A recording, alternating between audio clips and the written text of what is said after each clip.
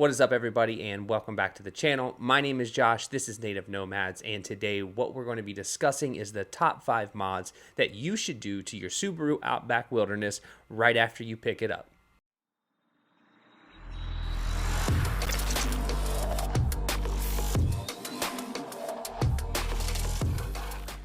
So before we get started today, I want to say thank you to the sponsor of this video and every single video you will see here on the channel, and that is Adventure Rig Shop.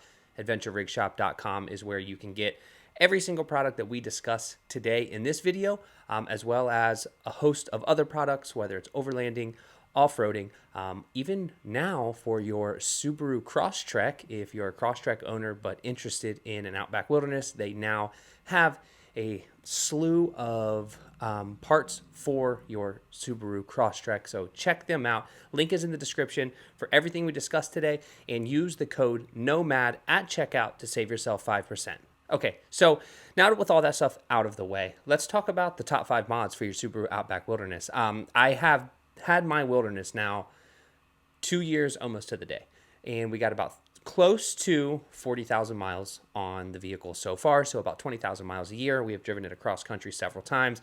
I've taken it to Moab, I've taken it to Joshua Tree, I've taken it on muddy forest roads on the East Coast and in long desert trips on the West Coast. It has been a lot of places. There's been a lot of things that I've done, and I wanted to kind of just skip all the fluff and just say, if I had to do 5 things at the very beginning of my build, here's the 5 things that I would do.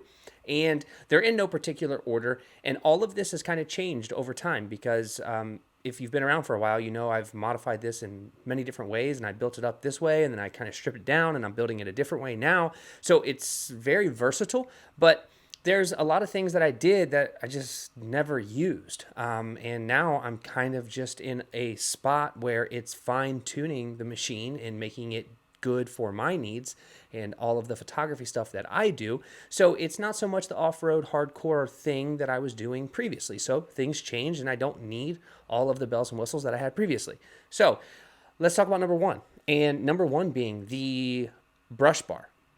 The brush bar on the Outback Wilderness is probably one of my favorite modifications, not just from a looks perspective, but there's technical purposes as well as the ability to save money in other areas. So for the brush bar, it's a super simple install. It is 2 bolts that when you take off the cover plates of your bumper, those gold looking colors, there is bolt holes behind those, threaded holes. So the bumper bar comes with 2 bolts. You bolt it right up, and it basically contours the entire front of your bumper on your Subaru Outback Wilderness. Well, that being said, I have a lot of lights. I have more lights than I need. I have a roof mounted or roof rack mounted light bar, and I also have my ditch lights. Now, in addition to that, I also have my bumper bar lights.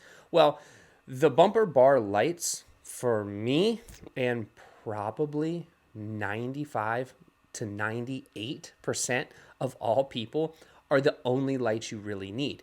And if you find yourself needing additional lights, I use all rigid lights. I will put the link to lights in the description, but this is more about the bumper bar. If you have all of these lights on your vehicle, like the light bar, but you have the bumper bar, it kind of removes the need for the light bar. Like I said, for most people. Some people may have a specific need for their light bar. I don't know what. That's not my point. The point is the bumper bar really removes the need for me to have a light bar on my roof. Beyond that, my ditch lights. Again, the bumper bar, in the way that it contours around the front of my vehicle, if I did not already have the ditch light brackets and the ditch lights, I would just put an extra set of lights on the corner of my bumper bar, and it would give me access or light on the side of the vehicle out in front so I could see anything coming from the sides, and it would eliminate the need for my ditch lights or my ditch light brackets. This product wasn't available when I was doing this, so maybe it's something that can save you money, but it allows me to have, the bumper bar allows me to have all the lights that I need, and it completely removes me needing the other lights that are already on my vehicle. They're already there, so they're going to stay, but I don't need them that's just overkill, and kind of clutters up the vehicle a little bit and takes away from its smooth, slim look. But in addition to the light possibilities and what it does to remove the need for other lights, we have the realization of a true tow point. A lot of people will probably, I don't want to say be angry with this, but the fact of the matter is your threaded holes on the front of your Outback Wilderness are designed to be tow points in the event of a recovery.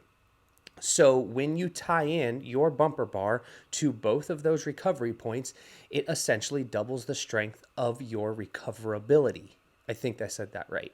So using both holes and both bolts is going to be 2 times as strong, and you can use the bar as a tow point with a soft shackle. So you do not need to remove the bar in order to put your recovery points on. You just use a soft shackle around your bumper bar. Solves multiple needs, multiple uses, and it makes for the number one, now that I'm talking about it, it's probably the most useful thing that you could have on your Subaru Outback Wilderness. All right, number 2, now that I'm probably going in order now. Number 2 is the Ironman suspension kit. I have gone back and forth about this suspension kit multiple times. And I said I wouldn't be caught without it. And then I said I don't need it. And now I'm saying again that it probably makes sense. Having the 2 additional inches of ride height doesn't do a whole lot for you on the trail. It does give you a little bit more ground clearance, but at the end of the day, like it's negligible. It's a negligible amount of ground clearance. That 2 inches can help some, but it's not going to help all in an off-road situation. But having the additional load capacity in the rear for me has actually proven to be worth the investment that I made almost 2 years ago into the Ironman Spec C rear suspension. I have the medium standard load up front and the Spec C in the rear, and it has really helped a lot when I was towing a trailer. Anytime I tow a trailer, anytime I load a bunch of gear in the back, especially when you put water, like your refrigerator, all your gear, and maybe 10 gallons of water, you're talking 400 or 500 pounds maybe, depending upon how much stuff you're taking with you, or if you have a whole family. We recently drove across the country with 4 people in the vehicle: my son, myself, my wife, and my daughter. We had the complete back packed full of bags, plus there was water, plus there was 4 people, and I had no suspension sag, and the car drove really well. When you start weighing down your vehicle, your suspension starts to sag. It does not handle as well. It does not brake as well. There are a lot of problems that come along with having an extremely heavy load in a vehicle with suspension that's not intended to be carrying that heavy of a load. So I would say the second most important thing, or the second thing that I would do, and I would do it all over again, is the Ironman 2-inch lift kit. I know, I mean, it's kind of contradictory because I go back and forth on this, and it's not intentional. It's just me kind of figuring out how this works. And then when I sit down and think about, would I really take this off, or would I put it on again? If I got a brand new car, I don't know if I would put it on again, but I would never take it off because it has served me so well. But my load is much different. I don't know. It's a back and forth, but I would say if you intend to travel in this thing long distances and you intend to carry a load that's probably pretty heavy, the 2-inch Ironman suspension kit in the description is probably the best bang for your buck that you can get for your Subaru Outback Wilderness. So number 3 would be my Aux Beam 6-gang auxiliary light controller. Again, bang for your buck. I think it's $150 or something like that. It allows you to control up to 6 lights off of one control switch that's mounted in your vehicle. It is not the expensive, I don't even want to say their name because I'm not like taking a shot at them, but it's not an S-Pod. S-Pods are far more expensive.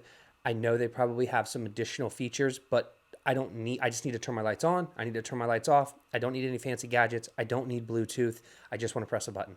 If you like Bluetooth, Aux Beam also has a Bluetooth option.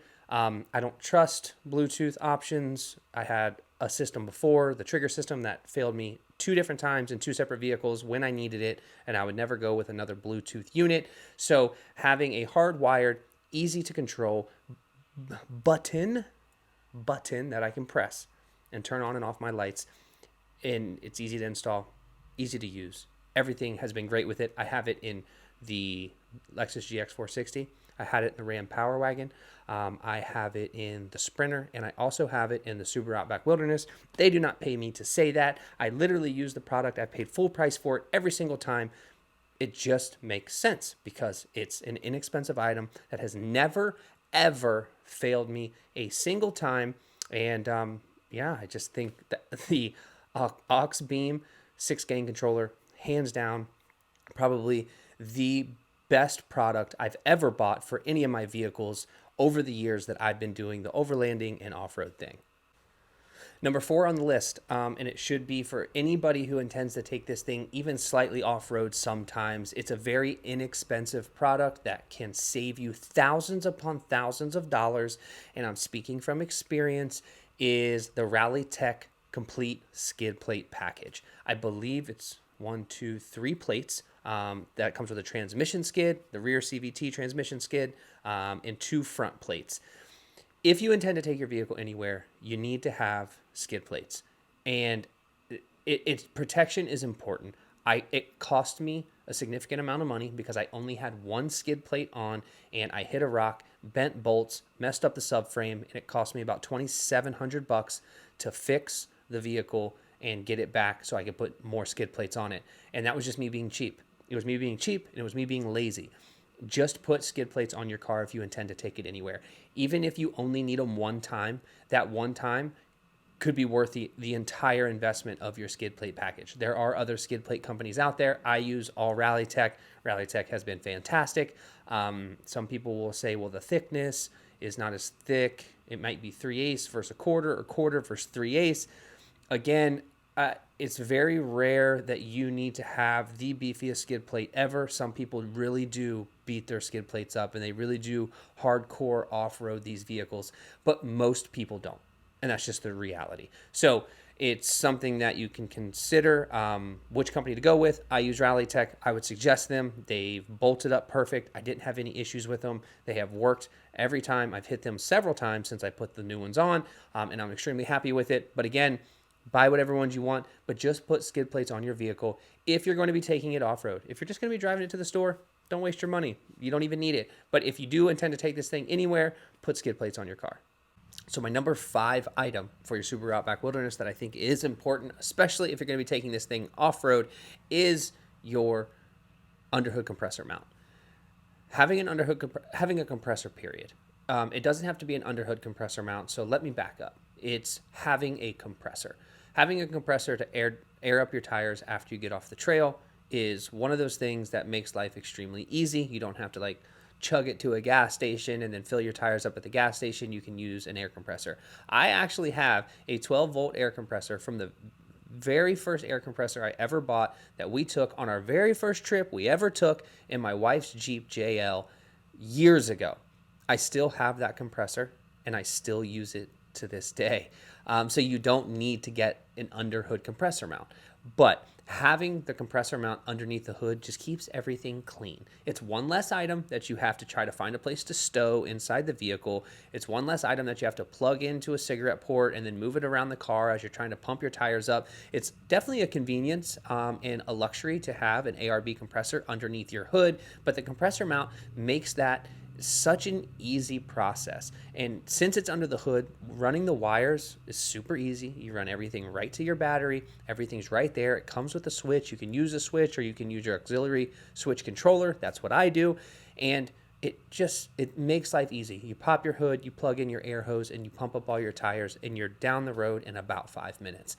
Not everybody needs an underhood compressor mount, but what you may need is a compressor. And if you're going off-road, I would suggest airing down your tires. If not for a hard trail, just strictly for comfort, because taking 10 PSI out of your tires and running down a bumpy road makes it significantly more comfortable. And if you've never done that, I would suggest you try it.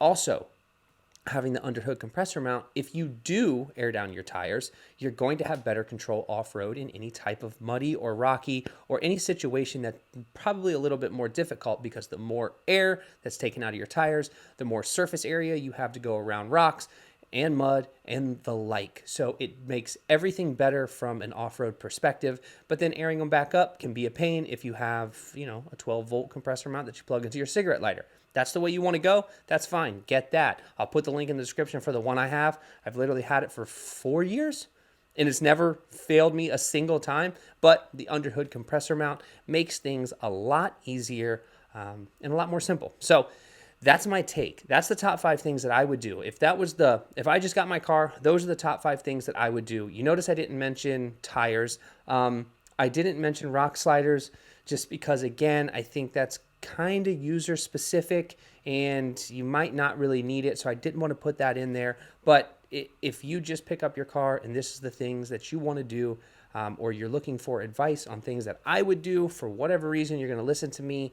Those are the top 5 things that I would do, and I recommend that you at least take a look at them prior to building out your Subaru Outback Wilderness, and just get some insight on at least maybe other people's opinions and what they think may work for your situation. So that's it, and I'll see you on the next one.